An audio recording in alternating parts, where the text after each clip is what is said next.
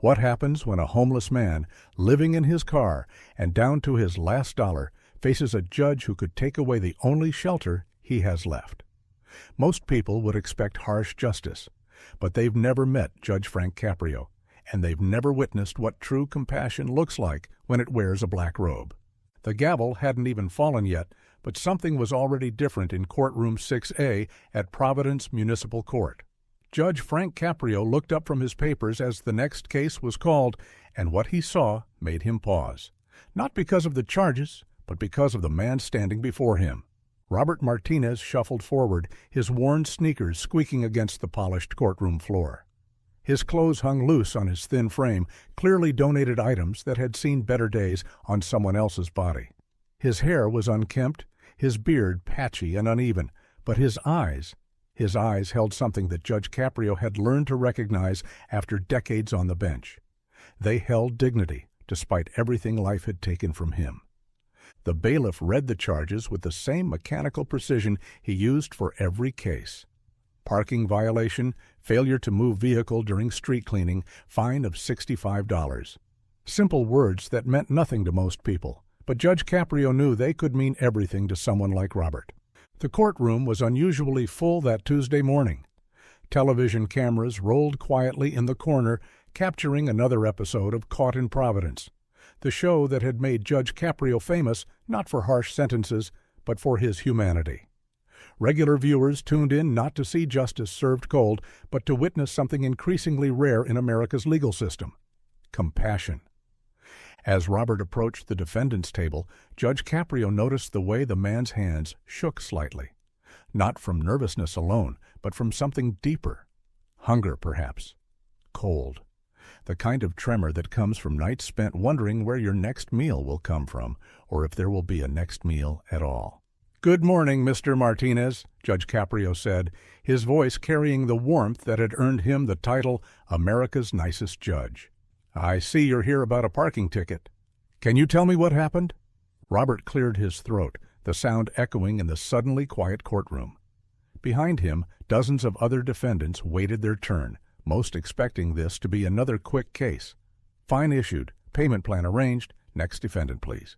But those familiar with Judge Caprio's courtroom knew to pay attention when he used that particular tone.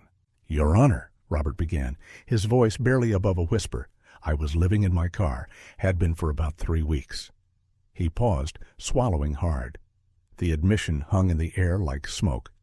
"I know that's not an excuse, but I didn't have anywhere else to park it."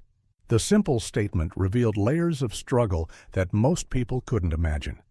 Living in your car means more than just being homeless. It means your vehicle is your bedroom, your closet, your kitchen, your only protection from the elements.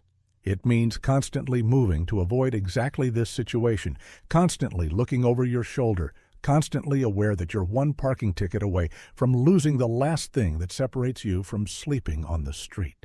Judge Caprio leaned back in his chair, studying Robert with the practiced eye of someone who had seen thousands of cases, but also with the heart of a man who understood that behind every violation was a human story.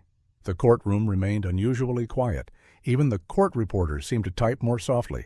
"Mr. Martinez," Judge Caprio said slowly, "how long have you been homeless?" The question wasn't about the parking ticket anymore. Everyone in the courtroom understood that. This was about something bigger, something that couldn't be resolved with a simple fine or community service. This was about a system that often punished people for the crime of having nowhere to go. Robert's composure began to crack. His shoulders sagged as if an invisible weight had suddenly doubled. "About 2 months, Your Honor. Lost my job at the warehouse, couldn't make rent. Landlord gave me a week, but—" He trailed off, the rest of the story writing itself in the minds of everyone listening. Behind the judge's bench, court staff members exchanged glances. They had worked with Judge Caprio long enough to recognize the signs. This wasn't going to be a typical case. The judge was about to do something that would remind everyone why his courtroom had become a beacon of hope in a legal system often criticized for its coldness. The parking ticket that brought Robert Martinez before Judge Caprio was dated 3 days earlier. $65, less than what many people spent on a dinner out. But for Robert, it might as well have been $6,500. It represented a choice between eating and compliance, between survival and following rules designed by people who had never spent a night wondering if their car would start in the morning or if they'd have enough gas to keep the heater running. As Judge Caprio prepared to respond, the television cameras captured something that millions of viewers around the world would later see, a moment when the machinery of justice paused to make room for humanity. The courtroom held its breath, sensing that something extraordinary was about to unfold. No one expected what Judge Caprio would say next.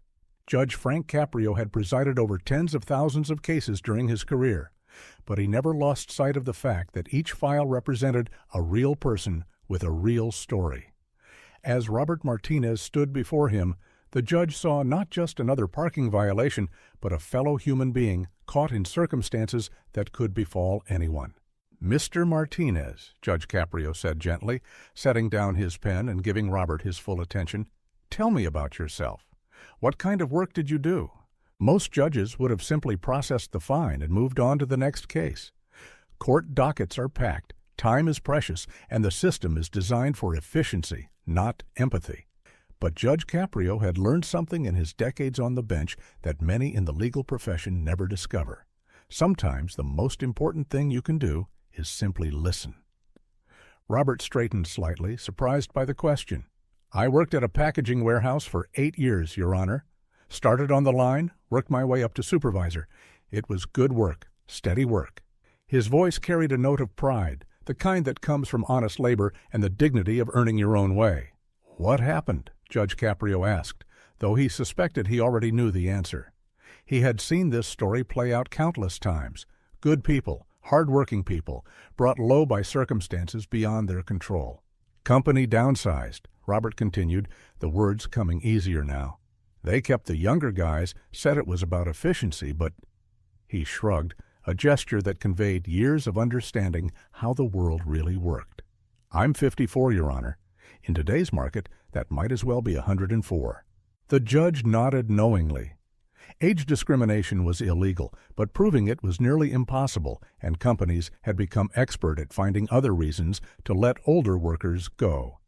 Health insurance costs, salary expectations, the simple bias toward youth that pervaded many industries, all of it combined to create a perfect storm for workers like Robert. "I tried everything," Robert continued, his voice gaining strength as he spoke. "Applied to hundreds of jobs, took a part-time position at a grocery store, but it wasn't enough to cover rent.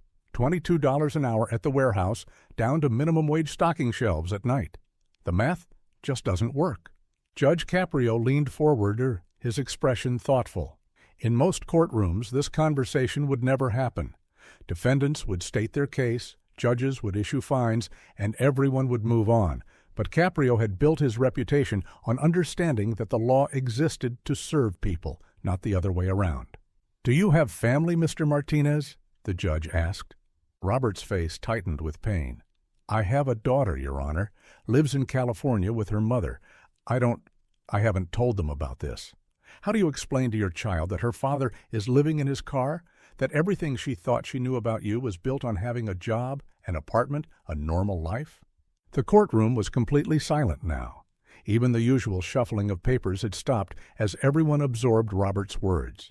This wasn't just about a parking ticket anymore. This was about dignity, about the invisible crisis of homelessness that hides in plain sight, about how quickly a stable life can unravel. "I sleep in different places every night," Robert explained, his voice steady but his hands still trembling slightly. "Walmart parking lots until security moves you along. Rest stops for a few hours, here and there. Sometimes behind churches, hoping nobody notices. But everywhere you go there are signs. No overnight parking. Vehicles will be towed. No loitering. The whole world becomes hostile when you don't have an address." Judge Caprio absorbed every word, his decades of experience helping him understand the layers of struggle Robert faced. Without a permanent address, finding work becomes nearly impossible. Without work, finding housing is impossible. Without housing, maintaining the hygiene and appearance necessary for job interviews becomes a daily challenge. It's a cycle designed to trap people in poverty. "The car is all I have left," Robert continued. "It's not much, but it's shelter. It's got heat when it runs and I can lock the doors at night.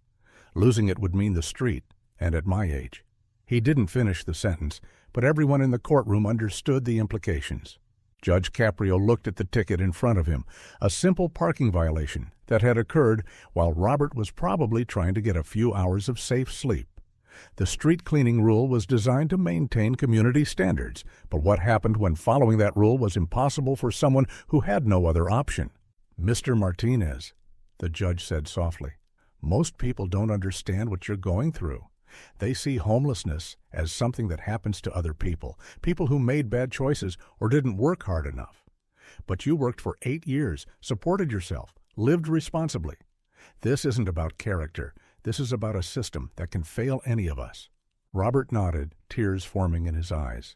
For perhaps the first time in months, someone with authority was acknowledging that his situation wasn't his fault, that he wasn't lazy or worthless, just unlucky in a world where luck mattered more than most people wanted to admit. The judge paused, looking not at the case file, but at the man standing before him. Robert Martinez represented thousands of others facing the same impossible choices, the same daily humiliations, the same grinding uncertainty about where the next meal or safe night's sleep would come from. Most judges would simply read the fine and move on, Judge Caprio finally said, his voice carrying a weight that everyone in the courtroom could feel. But I'm not most judges, and this isn't just about a parking ticket. The courtroom held its breath as Judge Frank Caprio looked down at the parking ticket, then back up at Robert Martinez. The silence stretched for what felt like minutes, but was probably only seconds, the kind of pause that happens when someone is weighing not just legal precedent, but human decency. "Mr. Martinez," the judge began, his voice carrying a tone that veterans of his courtroom recognized immediately. This wasn't going to be a standard ruling. "I need to ask you something, and I want you to be completely honest with me." Robert nodded, his weathered hands gripping the edge of the defendant's table. "When you parked on that street 3 nights ago, were you hurting anyone?" Judge Caprio asked. "Were you blocking traffic, preventing someone from getting to work, causing any kind of public safety issue?" "No, Your Honor," Robert replied immediately. "I was just trying to sleep for a few hours. I moved the car as soon as I woke up, but the ticket was already on the windshield." Judge Caprio leaned back in his chair, processing this information. Around the courtroom, defendants waiting for their own cases watched with growing interest. The television cameras continued rolling, capturing a moment that would soon reach millions of viewers around the world. "You know, Mr. Martinez," the judge said thoughtfully, "I've been sitting on this bench for over 3 decades. I've seen every kind of case you can imagine. People who park illegally because they're lazy, because they think rules don't apply to them, because they simply don't care about their community." The judge paused, looking directly at Robert with an intensity that made the entire courtroom lean forward. "But that's not what I see here. What I see is a man who worked honestly for 8 years, who lost his job through no fault of his own, and who is trying to survive with dignity in a situation that would break many people. What I see is someone who parked his car, his home, in the only safe place he could find, not because he wanted to break the law, but because he had no other choice." Robert's eyes filled with tears, but he maintained his composure, standing straighter as the judge's words washed over him. Judge Caprio picked up the parking ticket, studying it as if seeing it for the first time. "This ticket says you owe the city $65. Now, I could order you to pay that fine, set up a payment plan, maybe offer you community service instead. That's what the system expects me to do." The pause that followed was electric. Everyone in the courtroom sensed that something unprecedented was about to happen. "But Mr. Martinez," Judge Caprio continued, his voice rising slightly, "I'm not here to punish someone for being homeless. I'm not here to fine someone for the crime of having nowhere to sleep. I'm here to serve justice, and justice isn't just about following rules. It's about understanding when those rules fail to serve humanity." The judge turned to his court clerk. "I want you to dismiss this case entirely. No fine, no community service, no payment plan. This ticket is void." A collective gasp rippled through the courtroom. Even the court staff, who had worked with Judge Caprio for years and thought they had seen everything, looked surprised. Defendants, waiting their turn, exchanged amazed glances. This wasn't just unusual, it was extraordinary. But Judge Caprio wasn't finished. "Furthermore," he continued, his voice growing stronger, "I want everyone in this courtroom, everyone watching this on television, to understand something. Mr. Martinez isn't asking for charity. He's not looking for a handout. He's a man who worked hard his entire life and found himself in circumstances that could happen to any of us. The judge stood up, something he rarely did during proceedings, and looked out over the courtroom before focusing back on Robert. The city of Providence doesn't need $65 from a homeless man trying to survive. What we need is compassion. What we need is understanding. What we need is to remember that behind every case file, every violation, every person who stands before this bench, there's a human story. Robert's tears were flowing freely now, but these weren't tears of shame or despair. They were tears of relief, of gratitude, of a man who had been seen and understood by someone with the power to help. "Your Honor," Robert managed to say, his voice thick with emotion, "I don't know how to thank you." Judge Caprio smiled, the kind of warm, genuine smile that had endeared him to millions of viewers over the years. "You don't need to thank me, Mr. Martinez. You just need to keep going, keep trying, keep believing that things can get better. And they will get better." But the judge still wasn't finished. He turned to the courtroom gallery, addressing not just those present, but the television audience that would later watch this moment unfold. "I want everyone to remember this case," he said. "Not because of what I did, but because of what Mr. Martinez represents. He represents every person who has ever struggled, every person who has ever been one paycheck away from disaster, every person who has ever had to choose between dignity and survival." The courtroom erupted in spontaneous applause, something that rarely happened in formal legal proceedings. Robert stood there, overwhelmed, as people around him clapped not just for Judge Caprio's decision, but for a moment of humanity in a system often characterized by its coldness. As the applause died down, Judge Caprio had one final surprise. "Mr. Martinez," he said quietly, "I want you to see my clerk after we adjourn. We're going to help you find some resources, some services that might be able to help you get back on your feet." The courtroom fell silent again, this time with a different kind of awe. This wasn't just about dismissing a ticket anymore. This was about changing a life. As Robert Martinez left Judge Frank Caprio's courtroom that day, he carried with him more than just a dismissed parking ticket. He carried something far more valuable: hope. The kind of hope that comes not from empty promises or temporary fixes, but from being truly seen and understood by another human being in a position to make a difference. The video of that court session would go viral within days, reaching millions of viewers across the globe. Comments poured in from people sharing their own stories of hardship, their own encounters with homelessness, their own moments when the system had either failed or rarely come through for them. But more than that, the video sparked conversations about dignity, about compassion, and about what justice really means in a civilized society. Judge Caprio's decision wasn't just about Robert Martinez, though his story had a remarkably positive outcome. True to the judge's word, court staff connected Robert with local social services, and within 2 months, he had found temporary housing and part-time work. 6 months later, he would send a handwritten letter to Judge Caprio, thanking him not just for dismissing the ticket, but for treating him like a human being when he had almost forgotten what that felt like. But the ripple effects of that single court session extended far beyond one man's life. It represented something larger about Judge Caprio's philosophy, something that had made him beloved, not just in Providence, Rhode Island, but around the world. His approach to justice was revolutionary precisely because it was so simple. Treat every person who comes before you with dignity and respect.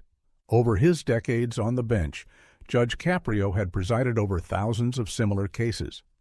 There was the single mother who couldn't afford to pay a parking ticket because she had chosen to buy groceries for her children instead. He dismissed her fine and praised her priorities. There was the elderly man on a fixed income who had accumulated several tickets because his vision was failing and he couldn't see the parking signs clearly. Judge Caprio not only dismissed the tickets, but helped arrange for the man to get an eye exam. Each case was different, but the underlying principle remained the same. The law exists to serve people, not to punish them for circumstances often beyond their control. This philosophy had earned Judge Caprio countless accolades, but more importantly, it had restored faith in the justice system for thousands of people who had given up hope. The law is not just about rules, Judge Caprio often said in interviews about his approach. It's about understanding the human condition. When someone comes before my court, I don't just see a violation. I see a person with a story, with struggles, with dreams that may have been deferred but not destroyed. This perspective wasn't always popular with prosecutors or city officials who preferred the efficiency of standardized fines and sentences. But Judge Caprio understood something they often missed. True justice isn't just about punishment, it's about restoration, about helping people find their way back to productive, dignified lives. The Robert Martinez case became a teaching moment not just for law students and legal professionals, but for society as a whole. It demonstrated how quickly any of us could find ourselves in desperate circumstances and how much difference it could make when someone in authority chose compassion over cold adherence to rules. In the months following the case, several other jurisdictions began implementing what became known as Caprio protocols, guidelines that encourage judges to consider the human circumstances behind minor violations, especially those affecting homeless individuals. While not every judge embraced this approach, the conversation about compassionate justice had begun. Judge Caprio never claimed to have all the answers to complex social problems like homelessness, unemployment, or poverty.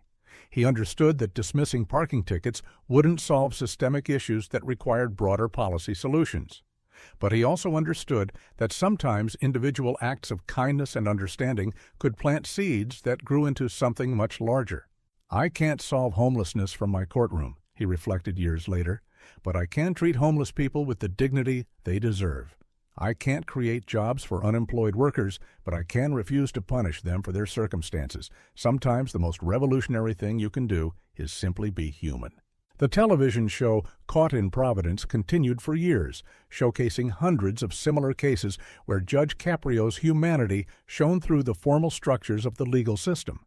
Each episode served as a reminder that behind every case file was a person with inherent worth, regardless of their current circumstances. Critics sometimes accuse Judge Caprio of being too lenient, of failing to uphold the rule of law, of setting dangerous precedents that could encourage lawlessness. But his supporters, which included millions of viewers and countless people whose lives he had directly touched, understood that his approach represented the highest ideals of justice: fairness, compassion, and recognition of shared humanity. As Robert Martinez's story spread around the world, it became more than just a feel-good viral video. It became a symbol of what was possible when those in power chose to lead with their hearts as well as their minds.